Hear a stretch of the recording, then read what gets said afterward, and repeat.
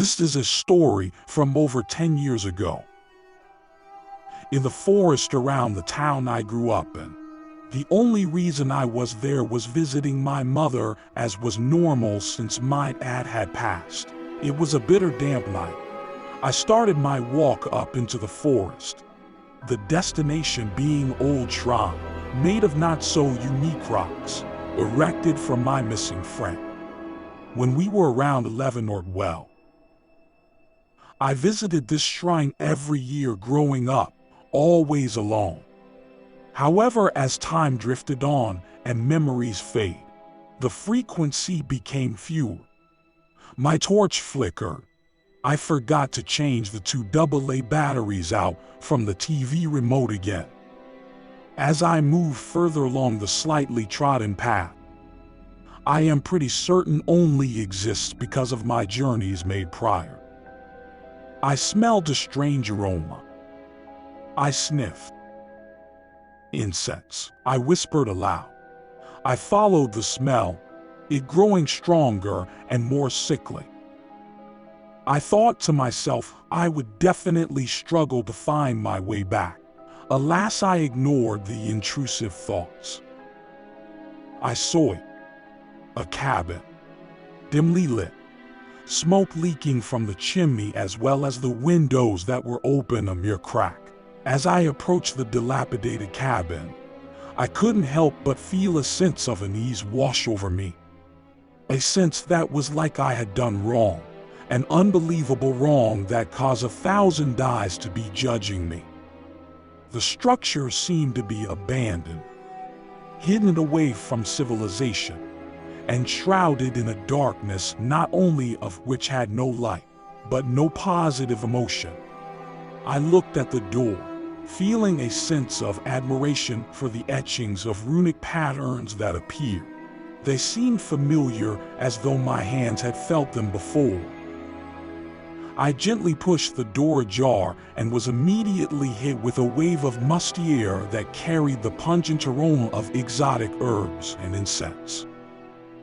The same as before, but far more potent now, like I was drowning in it. The interior was dimly lit, a few candles on dusty shelves, all only melted a mere inch or less. I could just make out the shape of a figure in the center of the room. I was drawn inside.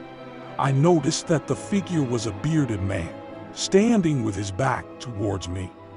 He was muttering dark incantations under his breath, his voice barely managing to penetrate the mist of incense that was thick in the room. That, along with the rain creepily increasing in force outside. I called out to him. I was ignored. There was no way he did not hear me. Rude, I thought. Suddenly, he rotated, his body not moving from his shoulders to his feet, raised his head and locked his piercing gaze upon me.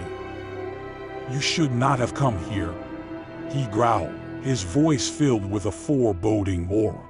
"This is a place of truth to be shown. Yet for you I see only pain." His voice began to sound fearful. I felt a cold sweat break out on my forehead as I backed away, my heart pounding in my chest, like someone punching my ribs from within. The old man's eyes began to water, like tears of a madman remembering he was once sane. He began to smile unnaturally wide. He started to cackle, but without moving his mouth or his face or body, in fact. His eyes now glistening with the reflection of the candles. His smile no less wide or removed from his face. By now the unease and stress I could feel was overwhelming.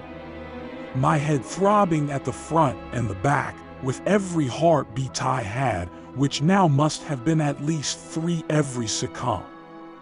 I knew I had to get out of there, so I turned towards the door.